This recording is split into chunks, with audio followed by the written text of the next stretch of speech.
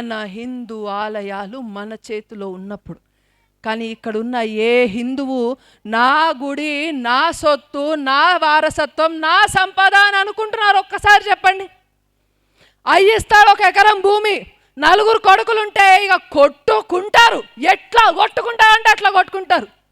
కానీ అదే వేల సంవత్సరాల నుంచి, యుగ యుగాల నుంచి మన తాతలు ముత్తాతలు చావు కూడా ఎదురెళ్ళి మరి ధర్మరక్షణ చేసి మనకి భద్రంగా ఇచ్చిన సంపద అండి మన సనాతన ధర్మము. అలాంటి ధర్మాన్ని, అలాంటి వారసత్వాన్ని, అలాంటి ఆస్తి పాస్తుల్ని కాపాడుకోవాలన్న సొయ్య మనకి లేదా అండి? మనకి రావట్లేదా? ఇంకెప్పుడు వస్తుందండి? ఇంకెప్పటికి రావాలండి? ఇంకెప్పటికి రావాలి?